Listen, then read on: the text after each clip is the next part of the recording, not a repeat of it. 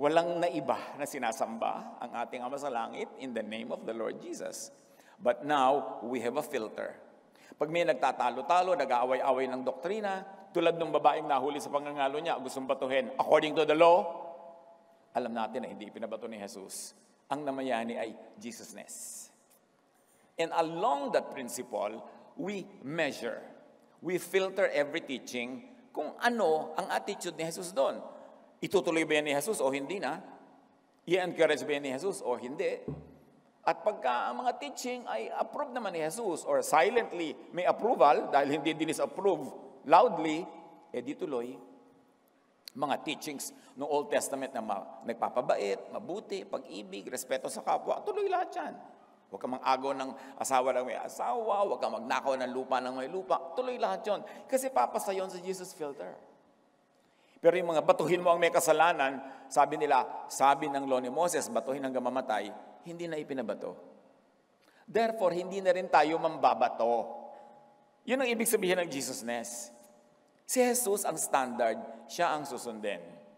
Kanina, sa ating first worship, dahil magkakambal na worship ito ng anniversary, meron tayong isang nilinaw na terminology na dati na nating nililinaw, pero dalangin natin, nadagdagan ng kalinawan. Yun yung ibig sabihin ng ma-born again. And we came to a conclusion that yung ma-born again is to be born again from the law to grace. Ipanganak na muli mula sa pagiging nasa ilalim ng law hanggang napailalim ka sa grace and love. Yun ang ibig sabihin ng born again. Merong object, you are born again from the law to grace. At ngayon naman, meron bang isang napakahalagang terminology na katuruan ni Jesus? Worship in spirit. Anong ibig sabihin to worship in spirit? Yung bumubula ang bibig mo, worship in spirit ba yun? Diba? Yung inaakyat mo yung kortina, nakakarating ka sa kisame, worship in spirit. Ano ba talaga yan? Anong ibig sabihin ng age of the spirit? Na nung si Jesus dumating, pag ahon niya sa tubig from baptism, bumaba yung Espiritong Banal sa kanya, the age of the Spirit has obviously dramatically begun. And climaxing in the arrival of the Spirit at Pentecost. A new age had begun, the age of the Spirit. Pero maraming mga nagsasabing Kristiyano sila, patuloy silang under the age of the law. May naiba na. Kung may na born again, na iba ka born again from the law to grace, may na born again din sa age of the Spirit. From what to what? At yan ang ating sisikaping hinga ng kaliwanagan mula sa Diyos. John 4:21-24. Jesus said, God is spirit. So the people who worship Him must worship in spirit and in truth. Ano yung contrast niyan? Because the people in Israel at the time were worshiping in form, in format, in material way. Mga insenso, mga apoy, mga dugo, mga ganyan-ganyan, mga chants. Ang worship nila noon, format, program, ritual. Sabi ni Jesus, no. Things should change. You should now worship in spirit, in truth. Beyond the material expressions that you already see, there must be a high form of worship, and that is to worship in spirit. At yan ang pag-aaral natin ngayon, worship in spirit. Turuan niyo po kami, Ama.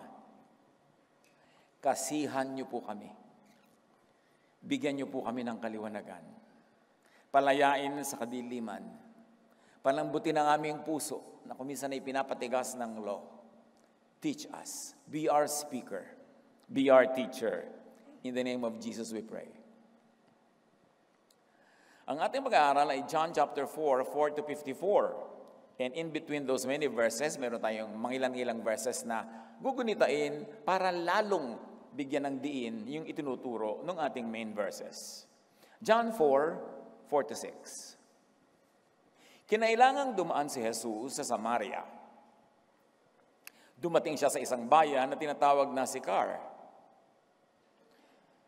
Dito matatagpuan ang balon ni Jacob. Dahil napagod si Jesus sa paglalakbay, umupo siya sa tabi ng balon. Halos katanghalian na noon. May isang Samaritanang dumating upang umigib at sinabi ni Jesus sa kanya, maaari bang makiinom? Of course, we know that Jews never went to Samaria. May hidwaan ng mga Jew at ang mga Samaritans. Ang mga Jews ay sumasamba sa Mount Zion, nandun ang templo nila sa Jerusalem, at ang mga Samaritans sa Mount Gerizim sila sumasamba. Nagko-compete ang mga Jews at mga Samaritans kung sino mas banal, sino mas malapit sa Diyos, kung kaninong templo ang tunay na tinitirhan ng Diyos, at kung saang bundok talaga matatagpuan ng Diyos. Tulad ng maraming sekta ngayon, may contest na nun pa. Nagpapaligsahan. So si Jesus, dramatic, kasi Hudyo siya eh. Tapos pumunta siya sa Samaria. Ang mga Jews, iikot ng malayo, imbes mag-shortcut through Samaria, kasi umiiwas sila sa mga Samaritans na consider nila ay marurumi, mga second class na mga nilalang. Si Jesus, hindi lang nagpunta sa Samaria, umupo pa siya doon sa balon na pinupuntahan ng mga tao para umigib. And here comes a woman, Samaritan na nga, woman pa. Tapos sabi ni Jesus, pwede bang makahingi ng maiinom sa'yo? Parang ang daling basahin yan ngayon eh. Pero kung nabubuhay ka noon, napaka-revolutionary niyan. Hihingi ka ng tubig sa isang babae, lalaki ka. Tapos Samaritan siya, Jew ka pa. Sinabi sa kanya ng babae, ikaw ay Hudyo, lalaki. At Samaritana naman ako, babae. Bakit ka humihingi sa akin na inumin? Sinabi niya yon sapagkat hindi nakikihalubilo ang mga Hudyo sa mga Samaritano. O kaya another translation which is equally correct, hindi gumagamit ang mga Hudyo ng pinggan o tasa ng mga Samaritano. In other words, sasalok ang babae ng tubig, ginagamit ang kanyang timba, hindi gagamit ang Hudyo ng timba na yon na ginagamit ng Samaritano. So sabi niya, paano kita bibigyan ng tubig? You are a Jew. I am a Samaritan woman. Why? Why, oh why, are you asking me, of all people, for a drink? So you see, tradition, history, race, gender, define and confine thinking and behavior. At itong encounter na ito ay hindi lang tungkol sa ihingian ng tubig.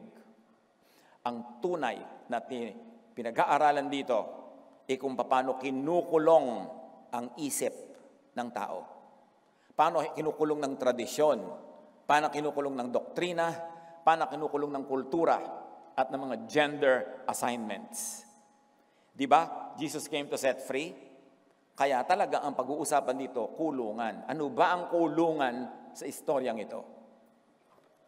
Jesus sets free from these prisons and limits, which are really thoughts, mindsets, constructs in the mind. Ang tunay na kulungan ay hindi pader, hindi bato, hindi rehas. Ang tunay na kulungan ay isip. Kaya papalayain ni Jesus ang isip para lumaya ang katawan at ang lahat-lahat. John 4:10, sumagot si Jesus, kung alam mo lang ang kalooban ng Diyos, at kung sino itong humihingi sa iyo ng inumin, ikaw ang hihingi sa kanya at bibigyan kanya ng tubig na nagbibigay buhay. Kala mo naman kung sino ka, tubig mo lang dyan, may botete pa galing sa balon. Kung kilala mo lang ang humihingi sa iyo, hindi ka magsasalita ng ganyan eh. Sa akin ka hihingi ng tubig na hindi lang first class, but super class. Tubig na nagbibigay buhay. Sabi niya, I would give you living water. And this living water could be received only by an open mind, by a new mindset. Kasi paano ka nga hihingi kung yun lang tubig na yun, ayaw mong ibigay dahil meron kayong divide, cultural divide, religious divide. Sabi niya ganun, kung matatawid mo lang yung pader na yan ng utak mo, pupunta ka sa akin, hihingi ka, ang ibibigay ko sa iyo, tubig na nagbibigay ng buhay. Buhay na walang hanggan. Pero para mo makamit yon, dapat tumawid ka sa pader na yan. Dapat lumabas ka sa utak na yan para mo matanggap ang grasyang ito. The gift of God is freedom in and through Jesus, the Holy Spirit. Freedom from confinement and limits set by the Jewish scriptures and law. Bakit pumasok ang Jewish scriptures and law sa usapan? Yun naman talaga, nagli-limit sa kanila eh. Pati mga Samaritan are limited by their scriptures, by their laws. Yun ang nakagapo sila, napipigil sila, nakatali sila. Sabi sa Ephesians 2:14-15, Christ gave His own body to destroy the law of Moses with all its rules and commands. Ang linaw. Sino man ang magsasabing sila'y alagad ni Jesus, sila'y nagtuturo ng katuroan ni Jesus, ay susunod sa ginawa ni Jesus na halimbawa. He destroyed the law of Moses that imprisoned people, that limited their belief, that limited their freedoms, that limited their very lives. Jesus came to destroy the law of Moses. Anybody who says followers sila ni Jesus must do the same. Or must at least enjoy the freedom already given by the finished act of Christ, that is, destroying the law. Not the moral law, ha? Hindi yung mga huwag kang makikiapid, huwag kang gagawa ng masama. Yung law na yun tuloy. Pero yung mga religious laws that limited, tulad ng Sabbath, tulad ng diet, tulad ng mga gender roles and assignments, mga cultural laws associated with religion, winasak na lahat ni Jesus yun para makalaya ang tao. Para pwede na magtalastasan ang Jew at ang Samaritan at ang Gentile. Galatians 5:1, so Christ has truly set us free. Now make sure that you stay free and don't get tied up again in slavery to the law. Nakita niyo kung paano tawagin ni Paul ang law? Enslaving.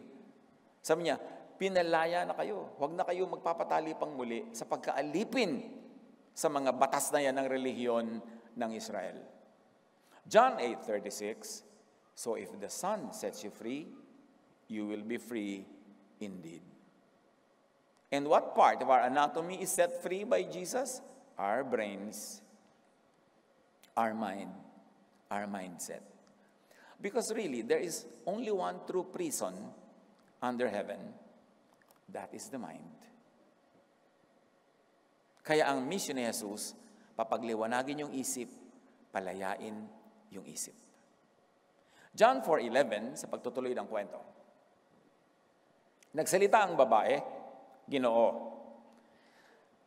malalim ang balong ito at wala ka namang pansalok. Saan ka kukuha ng tubig na nagbibigay buhay? You have no tool and you cannot use mine because you're a Jew. I am imprisoned by that thought, and so must you be imprisoned. So there can be no helping between the two of us because we are limited by our traditions, by our scriptures, by our religions. Ang issue is Jewishness, race, religion as limitation. And actually, Jewishness, race, religion are issues of thought. Isip. Anong iniisip mo tungkol sa'yo? Shaped by your religion, by your race. John 4:12, ang balong ito ay pamana pa sa amin na aming nununong si Jacob, pagyayabang pa ng babae. Dito siya uminom. Gayon din ang kanyang mga anak at mga hayop. Higit ka pa ba sa kanya? Sumagot si Jesus, ang bawat umiinom, ang bawat subscriber ang bawat umiinom ng tubig na ito'y muling mauuhaw. Ngunit ang sino mang umiinom ng tubig na ibibigay ko sa kanya ay hindi na muling mauuhaw kailanman. Ang tubig na ibibigay ko ay magiging batis sa loob niya. At patuloy na bubukal at magbibigay sa kanya ng buhay na walang hanggan. Can you imagine that? Ang ibibigay ni Jesus, built-in, dala-dala mo, portable batis. Kahit sa ka magpunta, dala mo. Kahit lumayo ka sa balon, wala kang pansalok, meron ka nun. It becomes a fresh, bubbling spring within them, giving them eternal life. Everyone who drinks this ordinary water, sabi nga ni Jesus, subscribe to this religious idea and belief, will never be satisfied and rested. Pag ipinagpilitan mo yung Samaritanness mo, aking Jewishness, pare-pareho lang tayong mamamatay sa uhaw. Walang masisiyahan. Anyone who subscribes to this religious idea And belief will never be free from having to repeatedly need and draw from deep wells. Actually, malalim yung sinasabi ni Jesus eh. Beyond the water na pinag-uusapan nila. Springboard lang yung tubig na yun, pero pumupunta na sa ibang tubig ang usapan. Pagka yung tubig lang na yan, ang aasahan mo, lagi ka lang mauuhaw. Pero kung yung tubig na ibibigay ko, yun ang kailangan mo. Walang uhaw-uhaw. God's gift through Jesus is living water within, from within. Therefore, it is internal, it is personal. Balong ng tubig ng buhay mula sa loob, mula sa kalooban. Hindi galing sa ilalim ng lupa, hindi galing sa bundok, hindi galing sa templo, hindi galing sa relihiyon, nasa kalooban. Ang laki ng nakataya sa usapang ito. Pati yung mga religious sentiments nila nakataya. Kasi lahat yon mabubuwag kung maiintindihan ng nakikinig kung ano ang tubig na tinutukoy ni Jesus. Luke 17:20-21. Some of the Pharisees asked Jesus, when will God's kingdom come? So iniisip nila external yung kingdom, darating from far away to near, from outside to inside. Jesus answered, God's kingdom is coming, yes, but not in a way that you can see. People will not say, look, God's kingdom is here, or there it is. No. God's kingdom is here with you. Within you, inside you. Yan lahat ang tamang translation ng with you, within you, inside you. Ang kaharian ng Diyos ay nasa inyo. Imagine, mga kapatid, kung anong kahulugan ito. That the kingdom of God is inside you. Ano ang magiging kahulugan noon sa pakikipagrelasyon mo sa templo, sa relihiyon, sa mga religious leaders, sa mga religious verses, religious traditions? Yung pala nasa iyo, nasa loob mo yung kingdom of God. Ba't mo kailangan kumuha sa labas? Life within, life from within. Wala sa labas, huwag umasa mula sa labas, huwag umasa sa iba. Not in temples, not even in corporate religions. Kaya galit yung templo kay Jesus eh. Mawawalan sila ng business.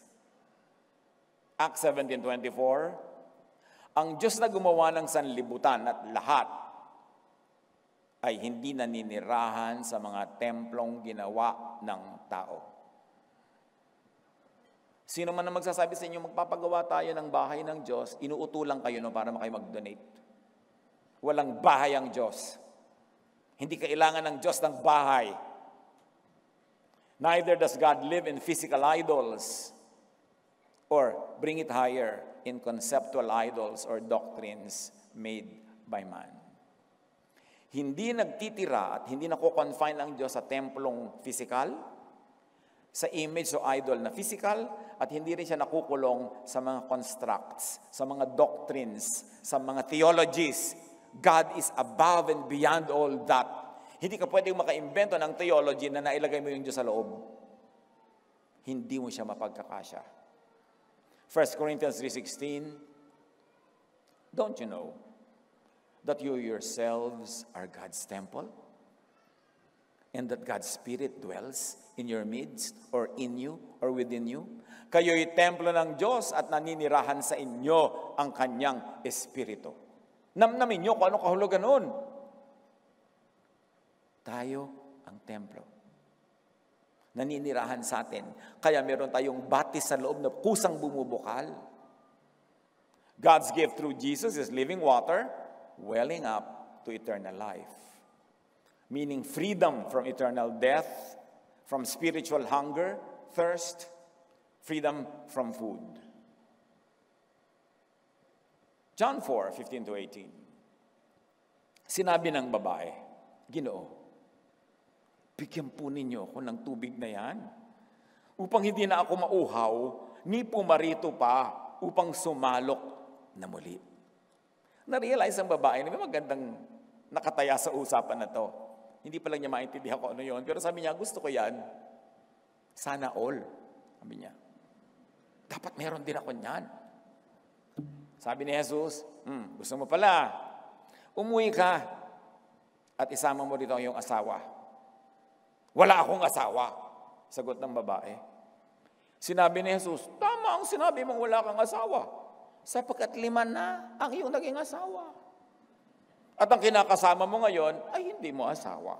Totoo nga ang sinabi mo. Hindi naman siya minamarites ni Jesus. Nagpapakilala lang si Jesus. Kaya sabi ng babae, Ginoo, palagay ko isa kang propeta. Kasi nalaman ni Jesus yung si Jesus lang dapat ang makaalam at siya lang, pero alam. Kaya inungkat ni Jesus to para magpakilala siya. Alam ko nangyayari sa buhay mo. Alam ko kung anong dapat mong malaman at alam ko kung anong tunay mong kailangan. Kaya sabi niya, propeta yata kayo. Diba? The woman's need for water, also her other needs, her needs for a husband or husbands were insatiable. Hindi masyahan, kaya nakakalima na. Maganda yung metaphor kasi kahit isang drum na tubig ang makuha niya, isang vapor na tubig, hindi pa rin siya masisyahan. Kaya ginagawa ni Jesus yung parallelism. Yung tubig na yan, hindi ka masisyahan. Tulad ng hindi ka nasyahan sa mga lalaking nagdaan sa iyong buhay. Kasi hindi naman talaga yan ang kailangan mo At yung ibibigay ko sa iyo, yun ang kailangan mo, kaya yun ang pag-usapan natin. Bini Jesus. Hindi naman siya sinusumbatan o sinusurot sa kanyang mga naging panlalalaki.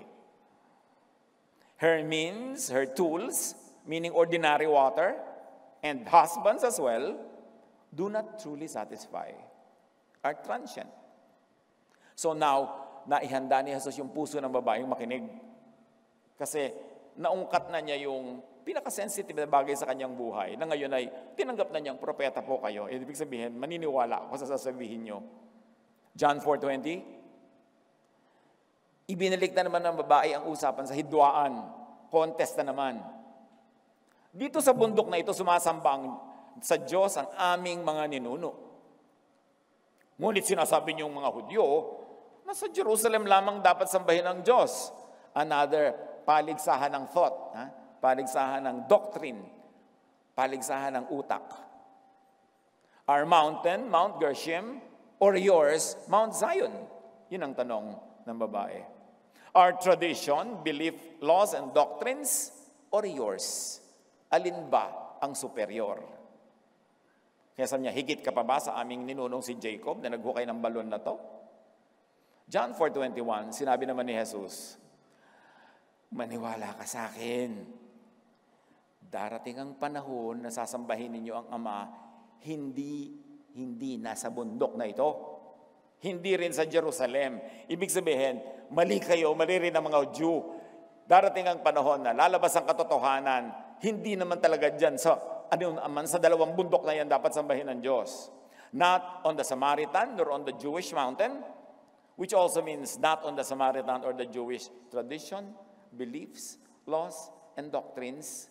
Not on the Samaritan and Jewish thought. Not there. The truth is not there. The spring is not there.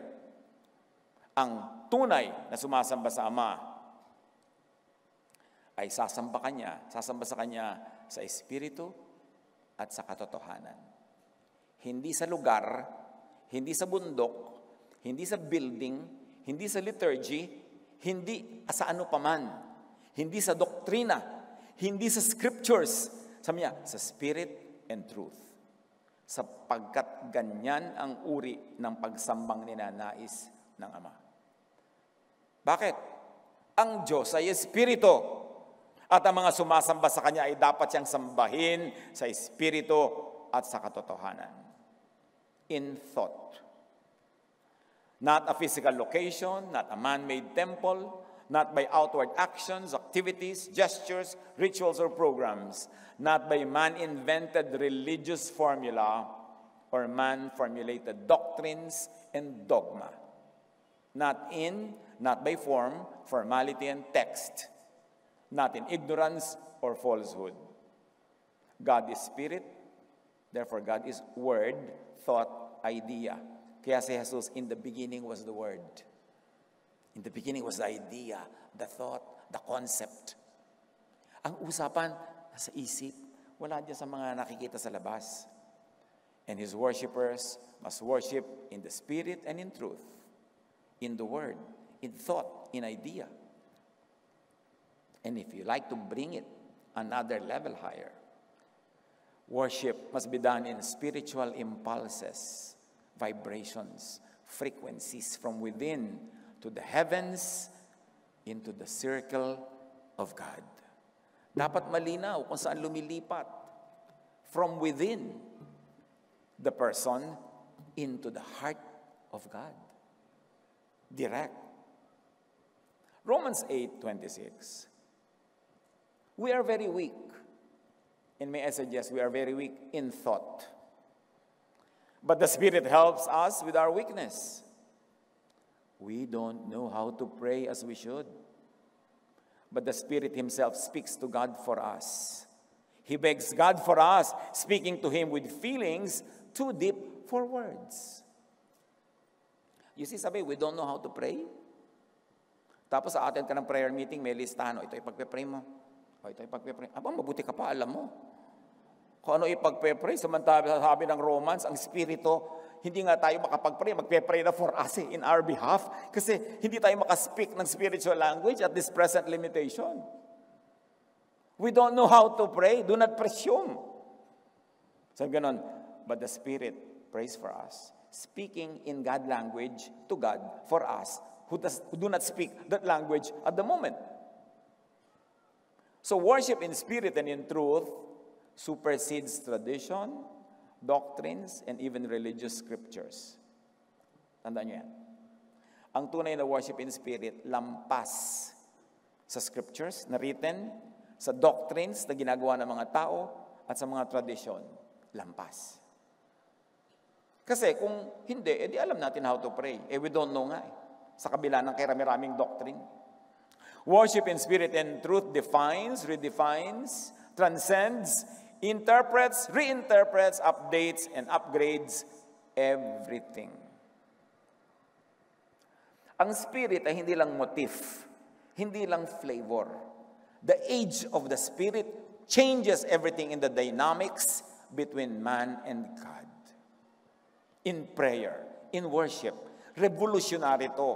Buong superstructure papalitan. Hindi lang konting dagdag dito, change of color and motif there. Hindi ganoon ang pagdating ng Spirit. Dapat merong malaking maiba. The teachings of the Holy Spirit and Jesus are beyond and above written, fixed, and fossilized religious texts. Hindi masama ang religious text. Ang daming natututunan. Hanggang ngayon, may mga universal values na matututunan.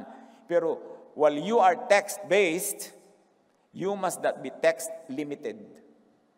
Yun ang sinasabi ng age of the Spirit.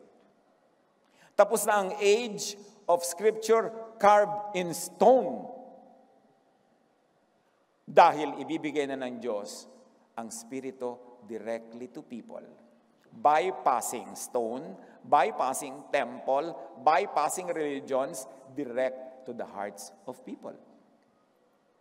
Siyempre, ayaw ng religion yan kasi nawawalan sila ng franchise, nawawalan sila ng power, nawawalan sila ng control. Ayaw nila yan. Kaya galit sila kay Jesus. Listen and give priority to the Holy Spirit as teacher and guide above written and set religious texts. Kasi kung mayroong isang tunay na napakalaki ring kulungan, yun ang kulungan ng written text. Parang, hoy, bakit ka mag-aadobo? Anong verse ang nagsabing pwede kang mag-adobo? Talaga, kulungan ko yung verse. Hindi ako talaga pwede magpaksiw dahil wala sa Bible yun. Ang dami-daming tao nakakulong doon sa scripture, sa words. Remember, ibinigay yan sa specific people, the Jewish people, at specific times in their history. Kaya kahit ngayon, iba na rin yung text nila Hindi na yung nung unang-una pa, kasi naiba na rin yung culture nila. Yung mga laws, na iba-iba rin.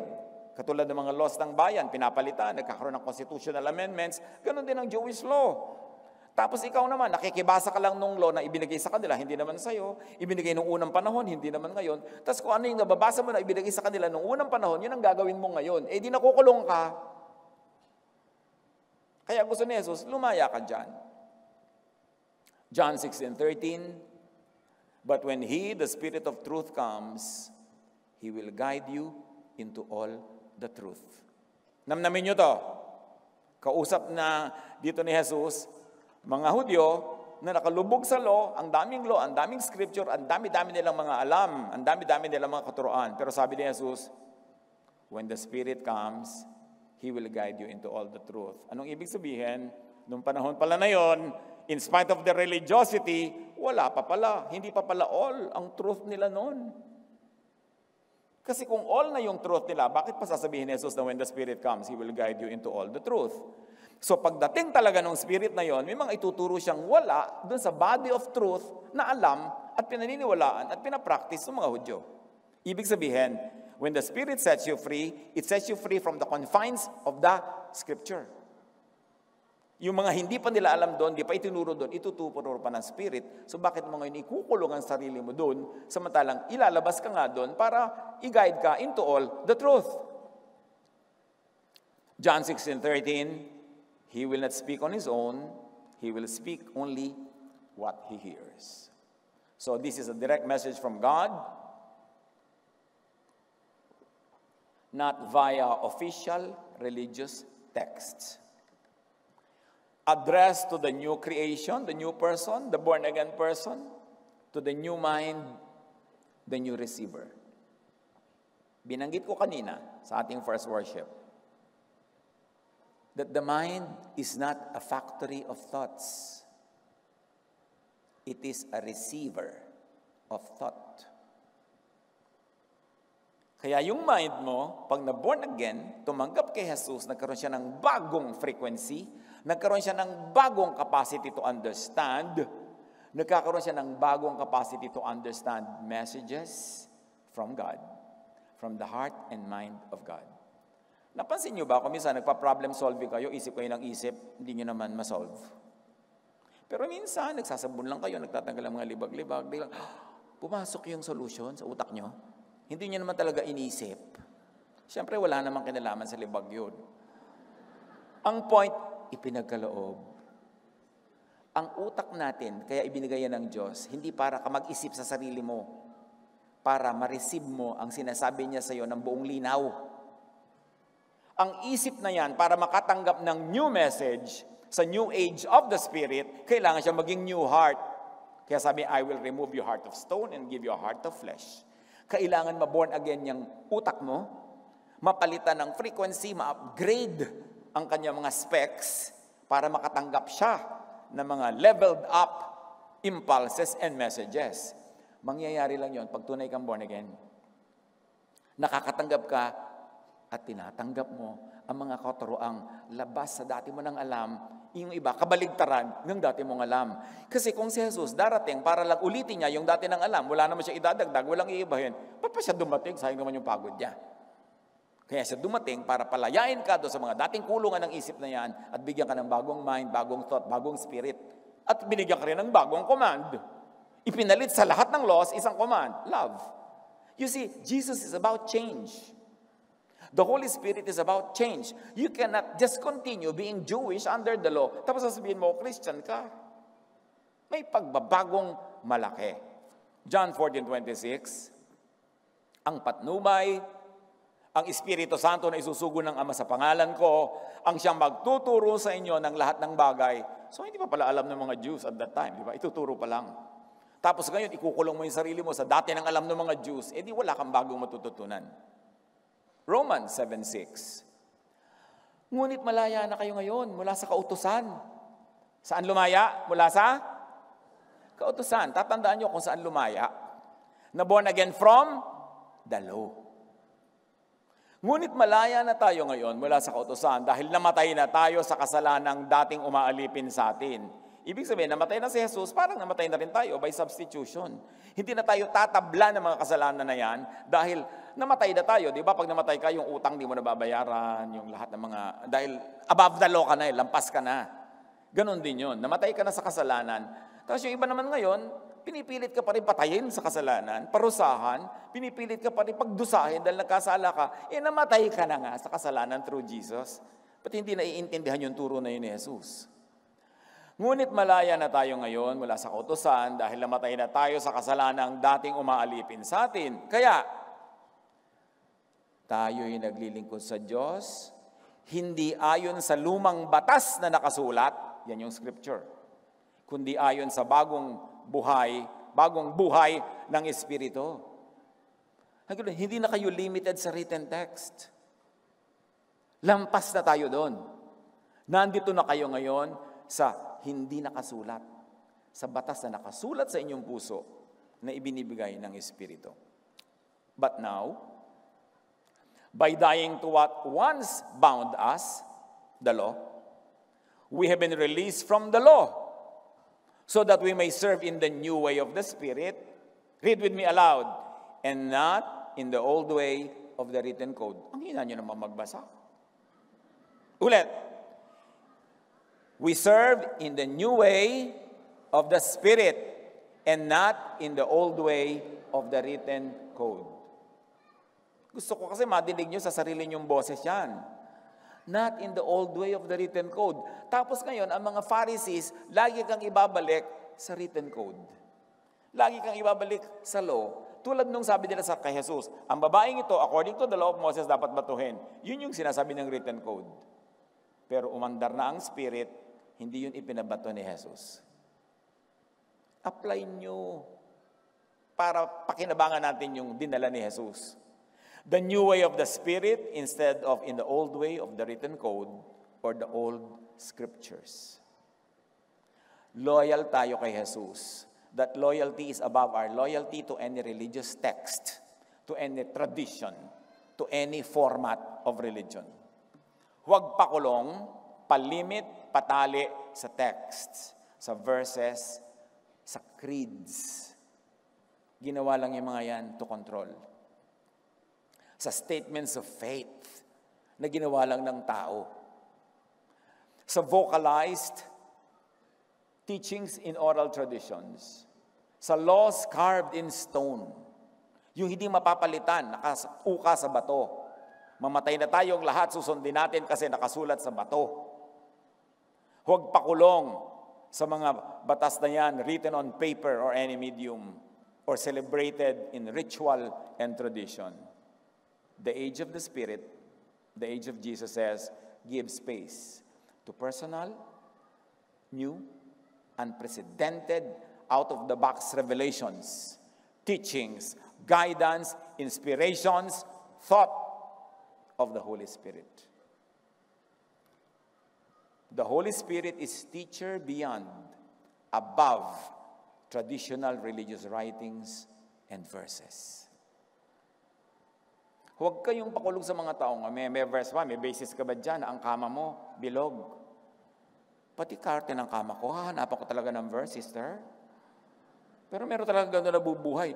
Kulong na kulong, wala ka nang pwede gawin kung hindi sinabi ng verse.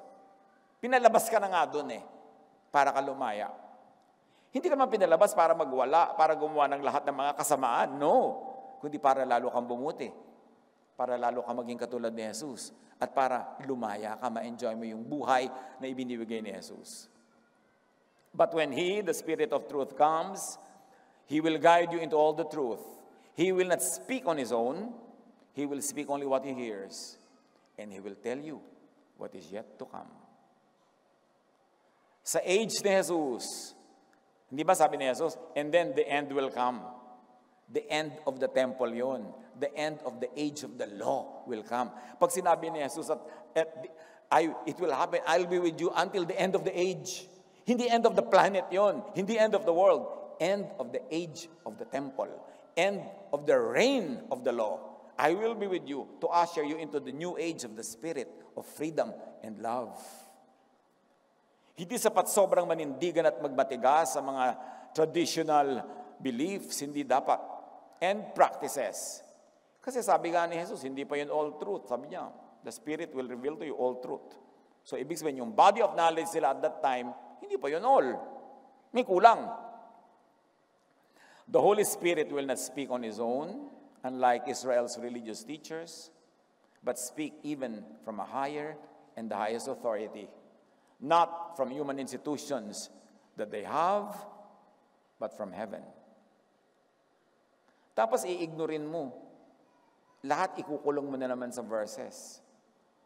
Walang nangyari. The Holy Spirit will speak of things the Israelites had not even heard before. from the religious authorities, traditions, and doctrines. So huwag pakulong sa isip, sa utak, sa belief ng ancient Israelites. Hindi tayo limitado sa naging limitasyon nila. Hindi tayo inuutusang ikulong ang sarili natin sa mga naging kulungan nila. Dinala na ni Jesus ang mga Israelita to a new age of the Spirit and freedom. Tapos yun naman mga non-Israelites who were never under the law, nung naging Christian, doon pa nagsalim pusa, doon pa nagpailalim sa law. Yun nga mga Jews pinalaya na ni Jesus sa law, ikaw naman na hindi Jew, sasali ka pa. Ano ba naman yun? Konting pag-iisip. Jesus teaches the truth unheard of by ancient Israel, far beyond what Israel had already heard, to be taught by the Holy Spirit no less, coming from God directly, has yet to come, but was coming soon. Of course, that was said 2,000 years ago. Therefore, Israel and all believers had better be ready to hear new things.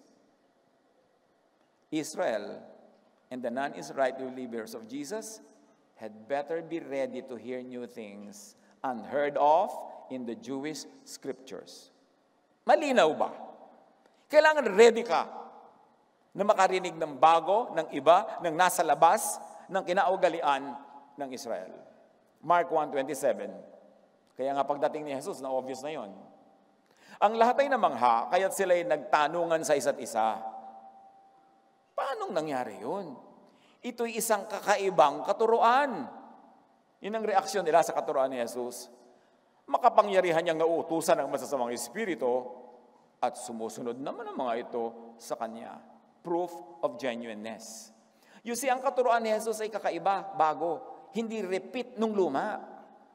Kaya kung ikaw, tunay kang nananalig kay Jesus, huwag kang matakot sa bagong karunungan, sa bagong kaalaman, dahil yun talaga ang dala niya. Hahanguin niya ang Israel sa mga lumang kaalaman na nagkukulong sa kanila. Therefore, Israel had better be willing to obey, to hear new teachings, and able to change their minds, their thoughts, their beliefs. Ang tunay na conversion ay hindi nagpabautismo lamang. Hindi nag-join ng isang church lamang. Ang tunay na conversion is change of mind. About what? About the law. About God's love. From judgment to grace. From harshness to love. Dapat change of mind. Romans 12:2. Hayaan ninyong baguhin ng Diyos ang inyong pag-iisip upang maunawaan ninyo ang kanyang kalooban. Sa gayon, magagawa ninyo kung ano ang mabuti, kalugod-lugod, at ganap na kalooban ng Diyos. Ano daw dapat?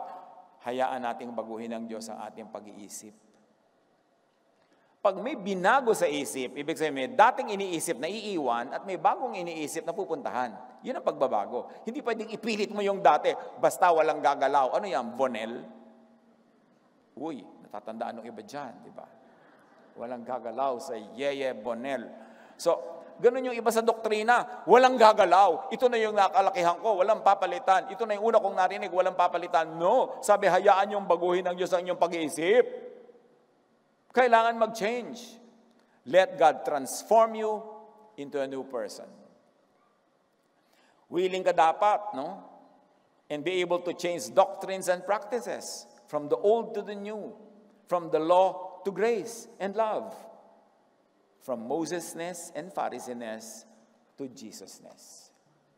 Kaya nga namamalata tayo lagi, kaji Jesus-ness, di ba? Para talagang malinaw. Kasi kahit anong gawin mo dyan, magtitiwari ka, magwo-worship ka, akyatin mo yung mga poste. Pero pagka hindi nagbago ang iyong isip about the law, under the law ka pa rin. Natatakot ka pa rin at mananakot ka pa rin ng iba. Hindi ka lalaya, hindi ka paghaharian ng Diyos. What changes in belief and thinking and practices does Jesus in John 16:13 teach and require? Especially of people who had earlier subscribed to traditional teachings that will now have to submit to new teachings that the Holy Spirit will reveal. Pag-isipan mabuti yan. Kailangan may pagbabago. May nagsasabi pa, nagbago ka na. Dapat talaga, di ba? Dapat tayo nagbabago. Kailangan tayong magbago. Even Jesus grew in wisdom. Tayo pa ang hindi mag-grow. Alam niyo ibig sabihin ng growth? May na-outgrow ka, so you grow into something. So huwag kang matakot may ma-outgrow, may maiwan. Dapat yun. Kailangan yun. Jesus sets free from the bounds of written religious texts.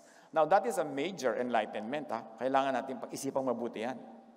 Hindi natin binabaliwala ang written religious text, pero hindi tayo nagpapalimit doon.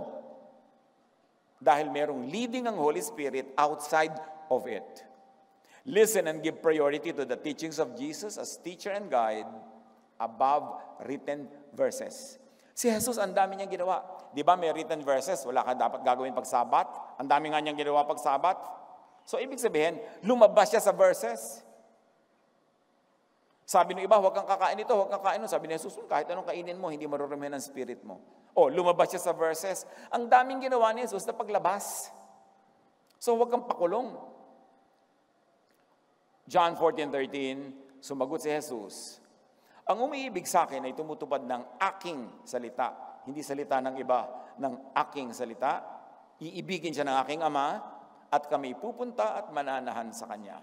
Paano ka daw pananahanan ng Ama pag pinahananahanan ka ni Jesus? Paano mananahan sa iyo si Jesus? Pag ikaw ay tumutupad sa Kanyang salita.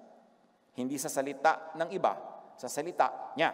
Kaya kahit sino pa man ang pinapakinggan nyo, pinopoon nyo, sinusunod, dali niyo muna kay Jesus. Ano sabi ni Jesus tungkol dyan? Kaya pinopoon nila si Moses. Sabi ng batas ni Moses, babatuhin ng babae hanggang mamatay. Yun ang pinopoon nila eh. Sabi ni Jesus, kung sinong walang kasalanan, di bumato. In effect, hindi niya pinabato. So, lumabas si Jesus sa salita na yun ni Moses, may bago na siyang kautosan. Huwag kayong mambato dyan. Pag nambabato ka pa rin ngayon ng makasalanan, Moses-ness yan. Hindi yan Jesus-ness. At ano ibig sabihin? Hindi mananahan sa iyo si Jesus. Sinabi na nga niya pag sumunod ka sa aking salita, mananahan ako sa iyo, pati ang Ama. Kami mananahan sa iyo. Kaya hindi nakakapagtaka. Maraming nagsasabing Christian sila pero hindi nananahan ng Ama at ang Anak at ang Espiritu. Ibig sabihin, hindi nagahari yung pag-ibig, kapayapaan. Ang nagahari, galit, judgmentalism. Kitang-kita mo. Mark 1:27, the people were all so amazed that they asked each other, what is this? A new teaching. Inuulit-ulit ko lang at tinatagalog, ini-English, binabali-baligtad. Gusto ko pa nga sanang ibikol, pero hahaba. A new teaching and with authority. He even gives orders to impure spirits and they obey Him. So mayroong proof of heavenly authority ang paglabas ni Jesus sa scriptures. Mark 6:34, pagbaba ni Jesus sa bangka, nakita niya ang napakaraming tao. Nahabag siya sa kanila sapagkat para sila mga tupang walang pastol. In spite of the religious scriptures and teachers of the law and Pharisees, wala pa rin silang pastol. Nakakaawa pa rin.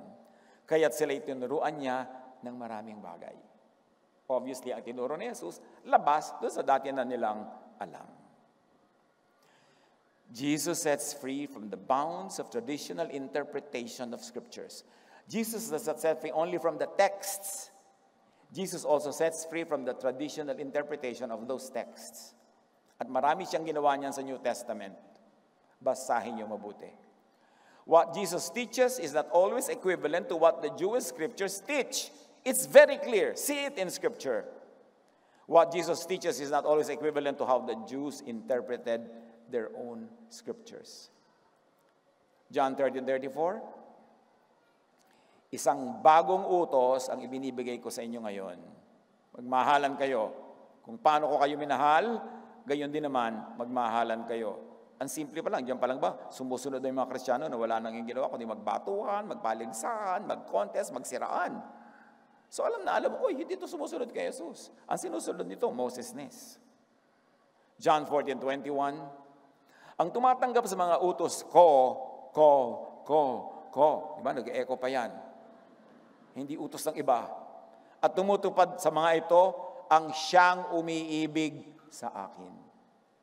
Huwag kang sabi ng love John, pero hindi ka naman sumusunod sa utos ni Jesus. Ang umiibig sa akin ay iibigin ng aking Ama. At iibigin ko rin siya, at ako'y lubusang magpapakilala sa Kanya. So, paano magpapakilala sa iyo si Jesus? sumunod ka muna sa utos niya, hindi sa utos ng iba.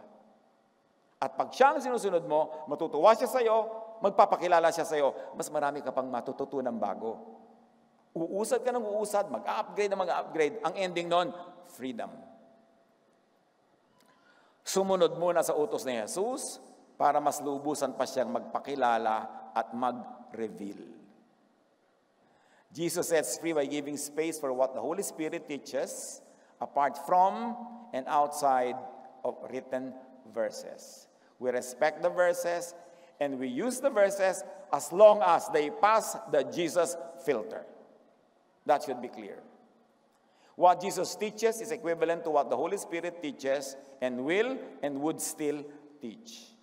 Acts 7:51, napakatigas ng ulo nyo. Bakit daw?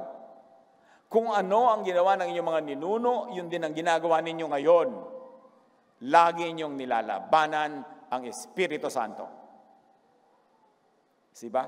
Nilalabanan nyo yung sinasabi ng Spirit. Pinipilit yung ikulong sa inyong mga tradisyon. Acts 10:47, tulad natin, sila ipinagkalooban din ng Espiritu Santo. Sino ang law? Ang makapagbabawal na bautismuhan sila sa tubig.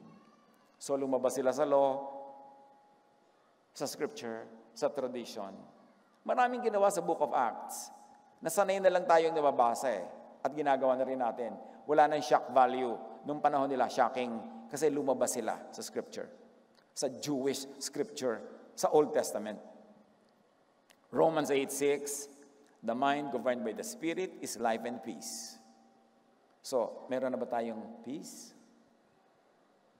Yun ang ibig sabihin na governed ka ng Spirit. Pag hindi pa, governed ka pa ng law. Kaya ka takot, kaya ka afraid, kaya ka guilty. Romans 8:6, so letting your sinful nature, and it is sinful by law, control your mind leads to death. Do you know that there's hell in the mind? Hell in the heart? People who are ruled by the law will always have hell in their hearts and minds because they will always be guilty. They will always be afraid. And yun yung hell in your heart, hell in your mind. But when you understand grace, God's forgiveness, God's love, ano mangyayari? You let the Spirit control your mind, leads to life and peace. Ang mangyayari sa isip mo at puso, kingdom of God. Paano mapupunta yung kingdom of God in your heart and mind? When you are ruled by grace, by love. But as long as you are ruled by the law, it will be hell in your mind, hell in your heart. Sapagkat hindi espiritu ng pagkaalipin ang inyong tinanggap upang kayo'y mamuhay sa takot. Sa halip, ang inyong tinanggap ay ang espiritu ng pagkupkop upang kayo'y gawing mga anak ng Diyos. Kaya tayo'y tumatawag sa Kanya ng Ama, Ama ko, Abba, Father. 1 Samuel 10:6, sa oras na yon, lulukuban ka ng espiritu o kaya ng kapangyarihan ni Yahweh. Ika'y sasama sa kanila at gagawin mo rin ang ginagawa nila. Magbabago ang iyong pagkatao. 2 Samuel 23:2, nagsasalita sa pamamagitan ko ang Espiritu ni Yahweh. Ang salita niya ay nasa aking mga labi, hindi limited to written verses. Kahit pa ng Old Testament, nagsasalita ang Spirit. Marami lang hindi nakikinig. Kaya sabi, katulad kayo ng mga ninuno nyo, wala kayong ginawa, kundi labagin ang Espiritu. At eto mga kapatid, namnamin nyo itong verse na to. Ha? Joel 2:28. Pagkatapos ito, ipagkakaloob ko ang aking Espiritu sa kanina? Lahat ng tao, hindi na yan franchise ng mga religious leaders lamang. Ipagkakaloob ko ang aking Espiritu sa lahat ng tao. Ipapahayag ng inyong mga anak na lalaki at babae ang aking mga mensahe. So lalaki at babae magpapahayag ng mensahe. Tapos ngayon, yung mga Pharisees, bawal mag-preach ang babae. Bawal magpastor ang babae. Hindi pwede magsalita ang babae. Hindi si Jesus ang may sabi noon. Kaya yun man, padadaanin mo sa Jesus filter. Sasalain mo kay Jesus. Para ano pa, Jesus is Lord of Lords. Kung ang masusunod pala, yung nagbabawal sa babae. Ipapahayag ng inyong mga anak na lalaki at babae ang aking mga mensahe. Magkakaroon ng mga panaginip na wala sa scripture, walang verse. Magkakaroon ng mga panaginip ang inyong matatandang lalaki at makakakita ng mga pangitain ang inyong mga kabataang lalaki. Lahat ng yan, wala sa written text. Outside of written religious texts. They will step out of tradition, of scripture, of the old mind. Mga kapatid, yun ang age of the Spirit, nagsimula na noong Acts chapter 2. Nung sinabi ng mga taga-Jerusalem, uy, lasing yata kayo, ang pinagagawa ng mga apostle, ba't kayo ganyan? Sabi ni Pedro, hindi kami lasing. Ito yung sinabi ni Joel. Lahat magtuturo, lahat mayroong katuruan, lahat may revelation. Pero syempre, after Acts chapter 2, sinupress uli ng church yon, kinontrol uli ng mga pare, ng mga religious leaders, sila lang uli ang may karapatang magsalita. Nag-backslide actually ang Christian church, bumalik sa law. Kaya dapat palayain natin doon at dalhin natin talaga sa grace kung saan gusto ni Jesus na magpunta ang kanyang church. Luke 4:18, ang Espiritu ng Panginoon ay sumasa akin sapagkat hinirang niya ako upang ipangaral sa mga mahihirap o naghihirap under the law ang magandang balita ng God's love and grace above the law. Isinugo niya ako upang ipahayag sa mga bihag ng law na sila'y lalaya by grace at sa mga bulag dahil sa madilim talukbong ng law na sila'y makakakita. Isinugo ako upang palayain ang mga inaapi ng teachers of the law and Pharisees. Yung mga parenthetic expressions, suggested serving yon. But you know, when you really synthesize the readings, doon ka uuwi, doon ka pupunta. Romans 8:2. And because you belong to Him, the power of the life-giving Spirit has freed you from the power of sin that leads to death. Sa pamamagitan ng kautusan ng Espiritong nagbibigay buhay, dahil sa pakikiisa natin kay Kristo Jesus, pinalaya na ako mula sa kautusan ng kasalanan at kamatayan. Jesus sets free by decriminalizing spirit-led breaking and stepping out of the law. Kasi alam nyo, kinicriminalize ng mga Pharisees ang pag-step out of the law. Pagka hindi ka na sumunod sa law, criminal ka na. Pagka may ginawa ka na hindi prescribed by the law, criminal ka na. No, Jesus sets free. Jesus decriminalized spirit-led breaking and stepping out of the law. As very, very graphically expressed, yung babae, hindi niya sinunod yung law, hindi niya pinabato. Galatians 5:18. Salamat na lang, 50 pages na lang pala yung natitira sa notes ko. Okay, lapit na to. Galatians 5:18. But if you are led by the Spirit, church, read. You are not under the law. Tiyakin nyo lang na Holy Spirit, baka naman Spirit of the glass yan, no? Marami naman mga Spirit of the bote, tiyakin nyo lang Spirit na holy. Ibig sabihin, wala siyang ipapagawa sa inyo na hindi sang-ayon sa pag-ibig, kabutihan ng Diyos expressed in Jesus. Jesus pa rin yung filter. Para may protection ka rin kung ano-ano spirit ang maisip mo dyan. But if you are led by the Spirit, you are not under the law. Halimbawa, sabi ng napakahigpit na church, walang a-absent na Sunday school teacher, 52 Sundays a year. Dapat nandito kayo, bumiyak man ng lupa, kumidlat, di ba, magka-tsunami, magkaroon ng earthquake, magturo kayo dyan. Eto ngayon yung lola mo, nagtatampo sa'yo, naglalambing, taga-malayo, po, hindi mo na ako dinadala, wala nung na-born again ka. Led ka ngayon ng spirit, pupunta mo yung lola mo, nalagihingalo na nga, di ba? Sasabihin mo doon sa iyong mahigpit na teacher, na superintendent, absent muna po ako sa Sunday, pupunta ako sa lola ko. No! The Sunday is for God. Diba? The whole of it. Hindi lang 1 hour, 1 whole day. Yun yung law. But if you are led by the Spirit, you are not under the law. Umabsent ka. Puntahan mo yung lola mo. Kasi inaalipin ka lagi ng church. Kahit naghihingaluan ka mag-anak, ikakasal ang pinsan, ililibing ang lola, hindi ka pinapa-attend. Kahit naman magturo ka na magturo, pareho pa rin yung mga marites, hindi rin naiiba. You are not under obligation to the law of Moses. Lalo naman sa law of the Pharisees. At lalong-lalo naman hindi sa law of modern-day Pharisees. Kung pinapatubayan kayo ng Espiritu, wala kayo sa ilalim ng kautusan. Paano po yan, pastor? May picnic yung office namin, nandun yung gwapo. Sunday. O ano ba, kaninong spirit ba yan nangungusap sa'yo? Diba? E di makinig ka. Baka naman mapagsarhat ka na ng langit, e di umabisit ka ng isang araw. Ano ba naman yon?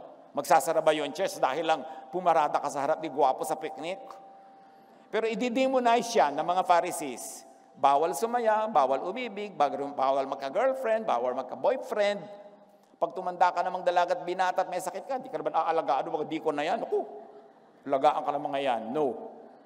Kaya makinig ka sa spirit. Paano mo malalamang spirit? Loving, user-friendly, helpful, kind, accommodating. Yun yun. O, palakpakan nyo kung gusto nyong pumarada. Kung pinapatnubayan kayo ng Espiritu, wala na kayo sa ilalim ng kautusan. Para ano pa dumating si Jesus? Dumating age of the Spirit. Tapos lahat pala ng gagawin mo, nakatali ka rin. Gumising ka, maruha. Kailangan, kasi matagal na tayong inuuto ng mga Pharisees, kinukulong, kinukontrol. So not only by written texts, ang lahat-lahat. Listen to this. Be verse-based.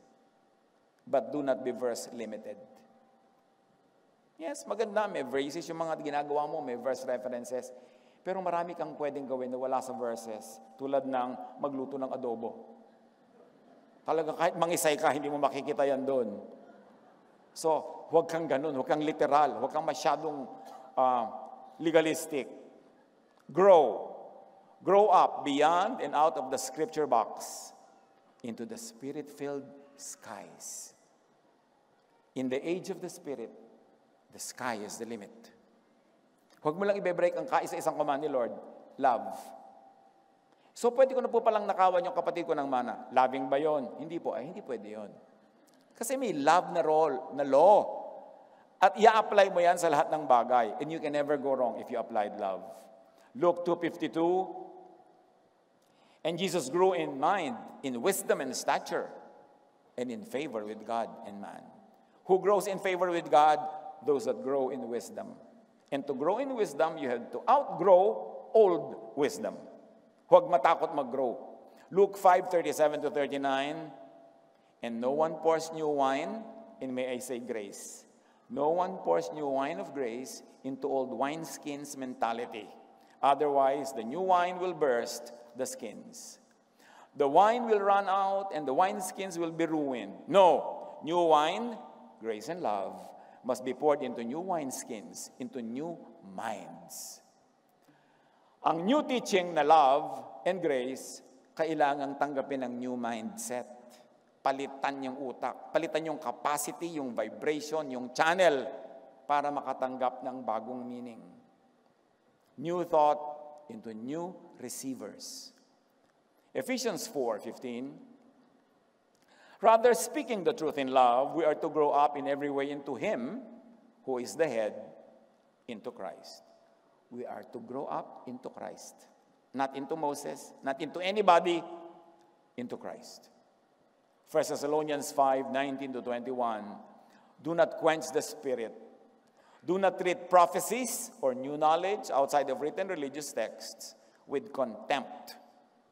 But test them all. Hold on to what is good. Balik tayo sa kwento ng babae sa balon. Siya nga pala, yun ang kwento natin. So, bumalik tayo doon. John 4:25-26. Sinabi ng babae, nalalaman ko pong darating ang Mesiyas, ang tinatawag na Kristo. Pagdating niya, siya ang magpapahayag sa amin ng lahat ng bagay. Akong kausap mo ngayon ang iyong tinutukoy. Sabi ni Jesus, I am the Messiah. Dumating na. So pakinggan. Huwag ipagpilitan ang dati. Huwag ipagpilitan yung mga anti-Jesus scriptures. Huwag ipagpilitan ng anti-Jesus traditions. Dumating na ako, so makinig ka na. Yun ang ibig sabihin ni Jesus. Nakinig nga ang babae, ha? Iniwan ng babae ang kanyang banga. At gawin nating metaphor, iniwan na niya yung kanyang old mind, old mindset, old goals, old objectives. May bago na siyang gusto sa buhay. Isipin mo, nagpunta siya doon, tanghaling tapat, ang init-init para umigib. Ganun kahalaga yung tubig sa kanya at that moment, pero biglang naiba. So alam mo na born again, naiba yung isip niya eh. Iniwan ng babae ang kanyang banga, bumalik sa bayan at sinabi ng mga taga-roon, sa mga taga-roon, hali kayo, tingnan ninyo ang taong nagsabi sa akin ng lahat ng ginawa ko. Siya na nga ang Kristo. Kaya't lumabas ng bayan ng mga tao at nagpunta kay Jesus. The Holy Spirit filled the woman because the woman listened to Jesus. Makinig ka muna para kapuntahan ng Espiritu. Huwag mo antayin yung Espiritu para kabigyan ng karunungan. Makinig ka muna. John 4:39-41.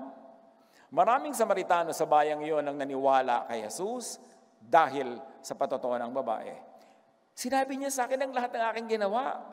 Kaya't pumunta sila kay Jesus at nakiusap na tumigil muna siya ron. Imagine, ayaw nila sa mga Hudyo, di ba? Ngayon, nakiusap pa sila, stay some more. At tumigil nga siya ron sa loob ng 2 araw. At marami pang sumampalataya nang mapakinggan siya. The Holy Spirit touched and filled many Samaritans.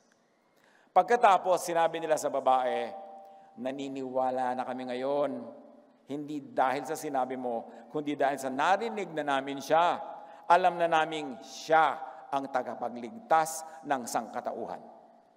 Hindi na lang siya tagapagligtas sa mga Hudyo o ng mga Samaritano o ng mga Gentile ng sangkatauhan. Saan siya tagapagligtas? From the law. Yan ang itanim nyo sa utak nyo. Ililigtas ka from the law. Kaya huwag kang maniniwala sa mga taong ibinabalik ka sa law, ikinukulong ka sa law, inuusig ka by the law. Hindi yun alagad ni Jesus. Dahil inililigtas niya tayo from the law. Anong kahulugan yan sa buhay natin na practical araw-araw? Sa pinaniniwalaan natin, sa itinuturo natin, sa ating asal, sa asal natin sa mga taong iniisip natin nagkakasala. Gusto mo ba lagi silang maparusahan? Lagi silang magbayad sa kasalanan nila? Hindi yan galing kay Jesus. Kailangan mabago ang isip natin tungkol sa sin, tungkol sa law, tungkol sa grace, tungkol sa love. Dahil pag hindi mananahan sa iyo si Jesus, hindi mananahan sa iyo ang Ama, akala mo lang. Tapos ang bumubukal sa bibig mo, judgment, galit, pronouncement of galit. Alam mong, hindi nananahan sa iyo ang Espiritu. Pag-isip-isipan natin. Panginoon, turuan niyo po kami. Tulungan niyo po kami maunawa ito. Mabigyan ng very practical application sa buhay namin. At maging bunga nito, Panginoon, makalaya kami with a new mind, a new thought, a new spirit. At kami man maging agents of freedom, makapagpalaya rin kami sa iba. Pagbulay-bulayan natin sumandali ang kahulugan nito sa ating daily lives.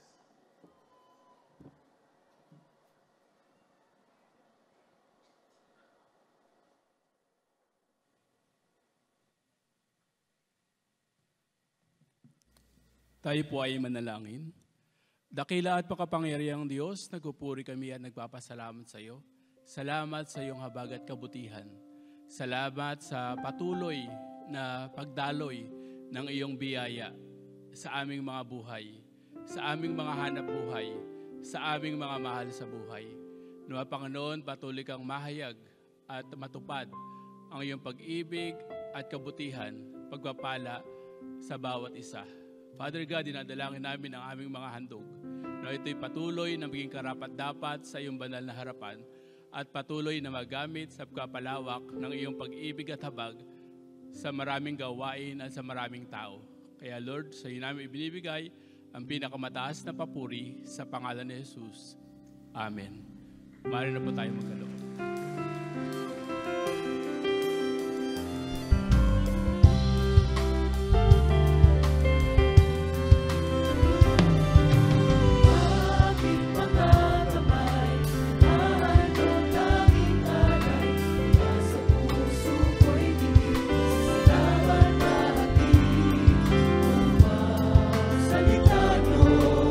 Ay managanapin ang malawang mga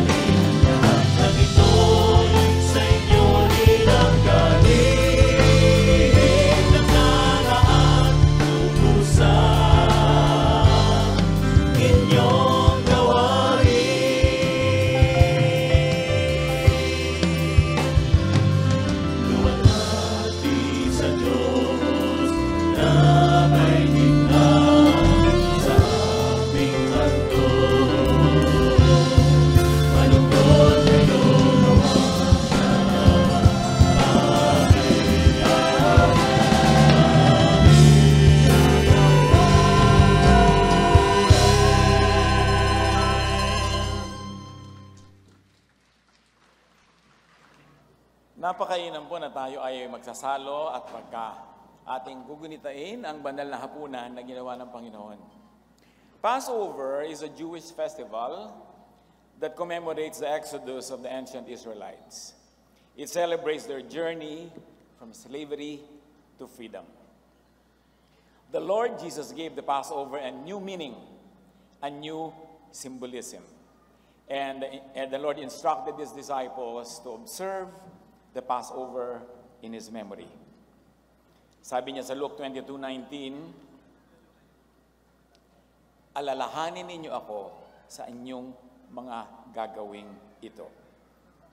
Kaya tayo ngayon ay gugunitain natin ang kamatayan, pagkabuhay na muli ng Panginoon, declaring our unwavering faith in His message of love and freedom, and thanking Him as we commemorate His sacrifice. Ihanda natin ang ating mga puso. Sa ilang saglit, manahimik tayo at magpasalamat sa Panginoon na binigyan niya tayo ng kalayaan from the law, from judgment, and from punishment because of His love. Prepare your hearts. We shall remember the Lord through commemorating the Lord's Supper.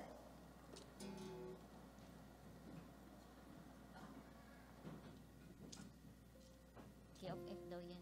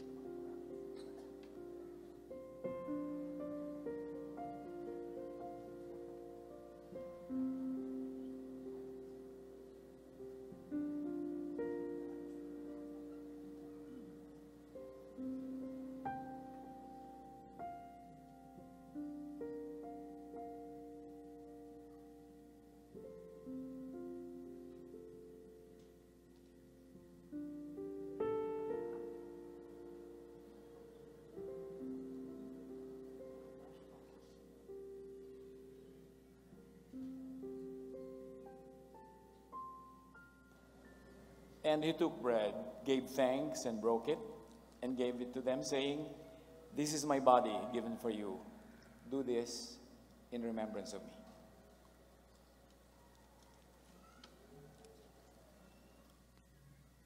Now we remember the victory of the Lord's blood and body he gave us.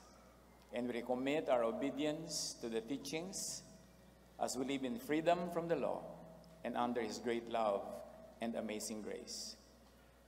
While they were eating, Jesus took bread, and when he had given thanks, he broke it, and he gave it to his disciples and said, "Take it, eat it, this is my body." Then he took a cup, and when he had given thanks, he gave it to them, saying, "Drink from it, all of you. This is my blood of the covenant, which is poured out for many for the forgiveness of sins." We thank you, Lord Jesus. Accept, receive with thanksgiving your grace, your love, and your freedom. We celebrate your goodness. We celebrate the love of the Father expressed perfectly in your sacrifice. We receive fully the grace that you give us. In the name of Jesus, Father, we pray. Amen. Praise God. Spend some more time in quiet prayer, thanking God for the privilege of commemorating our freedom.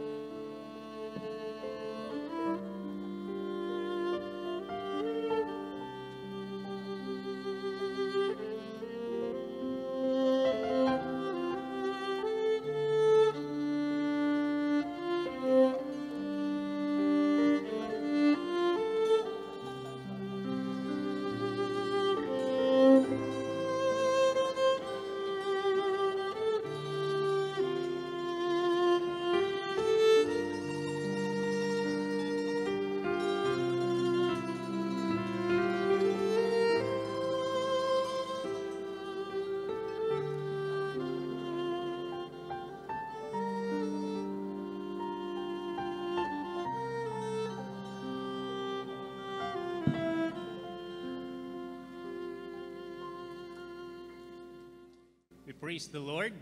Purihin ang Panginoon, and we're so glad that we could be together.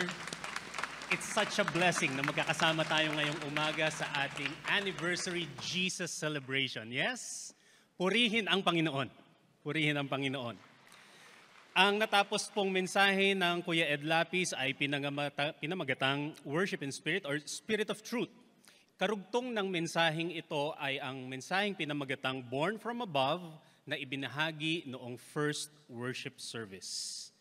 Ngayon naman, mga kapatid, mga kaibigan, ay kikilalanin natin. Is that the of your touch, or just my mind's distress? Spinning through the neon haze, searching for forgiveness. But the rhythm pulls me under the tidal wave of sound, washing away the heartache. I'm finally unbound, lost in the electric currents, a symphony of light. Tonight I'm dancing with the shadows, and it feels so right.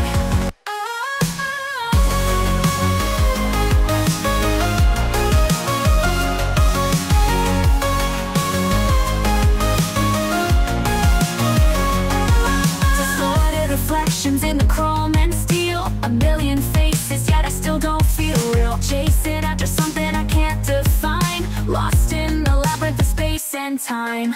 This feeling's caught inside my chest, a kaleidoscope of doubt, I haven't found my rest. Is this the echo of your touch or just my mind's distress? Spinning through the neon haze, searching for forgiveness. But the rhythm pulls me under the tidal wave of sound, washing away